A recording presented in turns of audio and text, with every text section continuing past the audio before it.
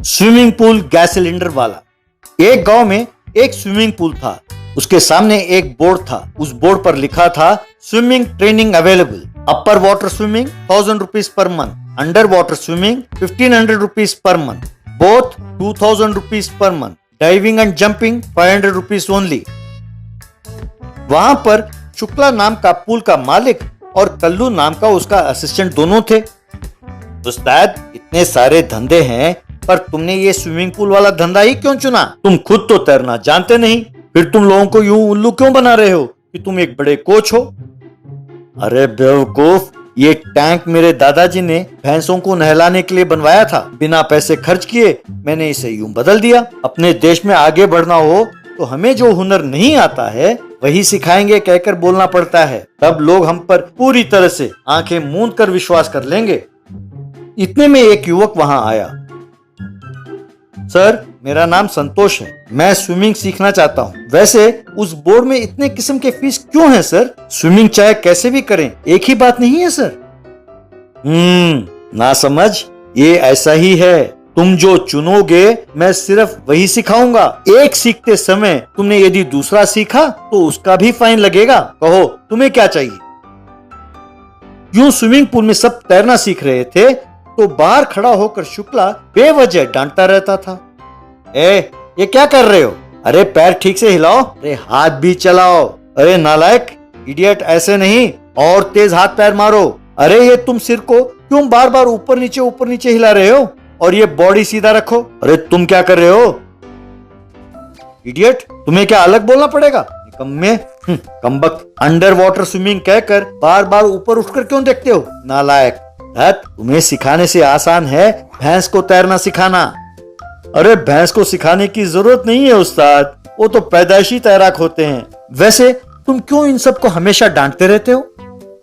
अगर नहीं डांटा तो उन्हें शक हो जाएगा कि मुझे कुछ नहीं आता है। जितना ज्यादा डांटूंगा ना ही वो मेरी इज्जत करेंगे। हाँ ठीक है निकम्मो, सब बाहर निकलो। तुम लोगों को एक स्पेशल क्लास बताना है। निकलो बाहर। बाद में उन सबसे पानी में सबसे जरूरी है ये देखना कितनी देर तक तुम पानी के अंदर रह सकते हो। तुम लोगों की सूरत देखकर नहीं लगता कि तुम 20 सेकंड से ज्यादा पानी के अंदर रह सकते हो। अब देखो मैं कितनी देर पानी के अंदर रहता हूं। कहकर पानी में कूदा। वहां अंदर छिपाए रखे ऑक्सीजन सिलेंडर को मुंह से लगाया। वो यूं वहां काफी देर तक रहा। ऊपर लोग उत्सुक होकर पानी को देख रहे थे। देखा ना, उस्ताद को पानी के अंदर गए आधा घंटा हो गया है, अब तक वो ऊपर नहीं आए। जानते हो, वो चाहें तो साल भर वहीं रह सकते हैं। उसके बाद सिलेंडर को वहां से हटाकर शुक्ला ऊपर आया। तब स्टूडेंट्स ने ताली बजाई। ये सब देखकर संतोष नाम के लड़के को शक हुआ। बाद में वो चोरी छिपे पानी के अंदर कूदकर देखा तो उसे वहां छिपाए ऑक्सीजन सिलेंडर दिखाई दिया। बाद में वो ऑक्सीजन सिलेंडर की जगह लाफिंग गैस सिलेंडर को लाकर वहां रखा। बाद में शुक्ला के चाल के बारे में बाकी सब विद्यार्थियों को बताया। अगले दिन Shukla, idiots, cheap fellows, stamina बढ़ाओ निकम्मो, स्टैमिना बढ़ाओ। बेस फेलोस, मुझे देखकर सीखो कि पानी के अंदर ज्यादा देर कैसे रहते हैं, नालायको, कहकर पानी में कूदा। वहां लाफिंग गैस को मुंह से लगाया, पर क्योंकि वो ऑक्सीजन नहीं था तो सांस ना ले पाकर वो जल्दी ऊपर आ गया। उस गैस के असर से ये जोर जोर से हंसने लगा।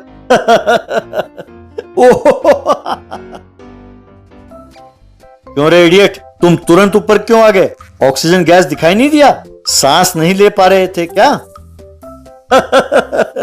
अरे तुम ये क्या कह रहे हो? अरे मुझे ही डांट रहे हो? अब मुझे तुम अरे तुरे करके बोल रहे हो? अरे तुम्हें अरे तुरे नहीं, चप्पल से मारना चाहिए। क्यों रे कमीने, इतने दिन अपने आप को चैंपियन बताकर हमें धोखा देते रहे। बेस्ट फेलो, स्टूपिड फेलो, कहकर उसे डांटने लगा। अरे ये राज तुमने कैसे जाना? जो हुआ सो हुआ, मुझे छोड़ दो।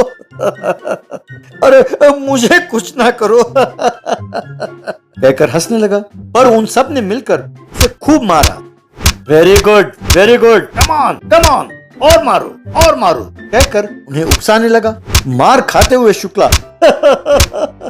अरे तुम लोगों के हाथ जोड़ता हूं, मुझे ना मारो, बाप रे बहुत दर्द हो रहा है, अरे ना मारो भाई, अरे बाप रे बहुत दर्द हो रहा है कहकर चिल्लाने लगा। सब स्टूडेंट्स गुस्से में वहां से चले गए। बाद में शुक्ला, बाप रे, अरे शरीर का कचूमर निकाल दिया, अरे वो तो मुझे मार रहे थे तो तुम रोकने के बजाय उन्हें कम ऑन कहकर और उकसा रहे थे क्यों?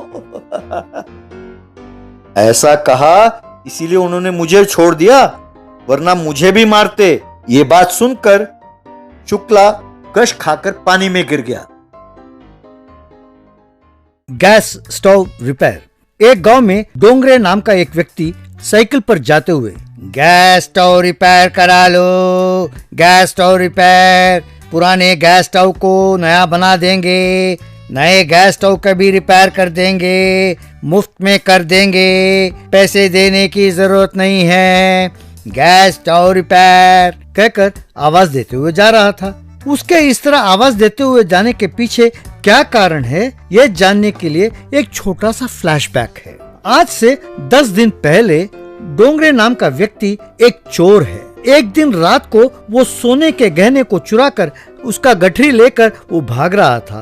पुलिस उसके पीछे लगी हुई थी। वो एक घर के चिमनी के ऊपर चढ़कर उस गठरी को उस चिमनी के अंदर डालकर वहां से भाग गया।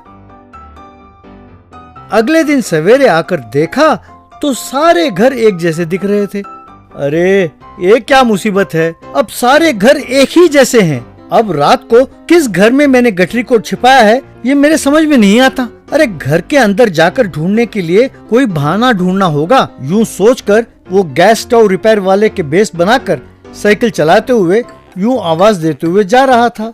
यही उसका फ्लैशबैक है। ये क्या है, 2 दिनों से मैं गली गली घूम रहा हूँ पर कोई रिपेयर ही नहीं कराता। मैं तो सिर्फ कुत्ते की तरह चिल्ला रहा हूँ। ये कोई भी मुफ्त में गैस रिपेयर कराने के लिए क्यों नहीं तैयार है? गैस स्टोव रिपेयर करा लो, मुफ्त में रिपेयर करा लो, नए स्टोव के भी रिपेयर करा लो। इतने में 2 बूढ़े, बेटा जरा यहाँ आओ। डोंगरे उनके पास गया। बेटा हमारे स्टोव का रिपेयर कर देना। पर तुम मुफ्त में क्यों कर रहे हो बेटा? क्या तुम्हें पैसों की जरूरत नहीं है? आप दोनों मेरे लिए मेरे दिवंगत माँ बाप के जेरोक्स कॉपी दिखते हैं। अब मैं आपको मम्मी और डैडी ही बुलाऊंगा, ठीक है? जनता की सेवा करना मुझे बहुत अच्छा लगता है। थोड़ा हटके हो ये सोचकर मैं गैस स्टोव रिपेयर का सेवा कर रहा हूँ। वैसे आपके घर में धुआं क्यों निकल रहा है? पता नहीं बेटा, लगता है कि चिमनी के अंदर कुछ फंसा हुआ है और धुआं चिमनी से बाहर नहीं जा रहा। लगता है मेरी गठरी इसी घर के चिमनी में फंसी हुई है। यूं सोचकर मम्मी डैडी चलिए अंदर रिपेयर करते हैं। अंदर स्टोव को ना देखकर चिमनी के अंदर ऊपर देख रहा था। बेटा स्टव तो यहाँ है, पर तुम वहाँ क्या देख रहे हो? जी वो अरे स्टोव का तो क्या है माँ, चुटकी बजाते ही रिपेयर कर दूंगा। पर आप धुएं से परेशान हैं ना, इसीलिए इसे पहले ठीक करने की सोच रहा था। जरूरत नहीं है बेटा, इस बिल्डिंग के कॉन्ट्रैक्टर को फोन कर दिया है। वो कह रहा था कि कल आएगा। तुम सिर्फ स्टव रिपेयर कर दो तो काफी है। डोंगरे ने बहुत मुश्किल से स्टव का रिपेयर किया। बूढ़ा पुराना 500 रुपए का नोट देते हुए, बेटा तुमसे मुफ्त में काम कराना मुझे अच्छा नहीं लगता। इस वक्त हमारे पास पैसे नहीं है, हमारे पास ये पुराने 500 का नोट ही है। इसे ले जाओ और कहीं बदल लेना बेटा, शायद तुम्हारे काम आ जाए। अब घर में पुराने नोट के बंडल बहुत सारे पड़े हुए हैं बेटा। अपना बेटा बदलने के लिए इतनी मेहनत कर रहा है तो बेचारा ये कैसे बदलेगा? डोंट वरी मम्मी, इसे बदलने के लिए मेरे पास कई कॉन्टैक्ट्स हैं, अब बहुत सारे रास्ते हैं।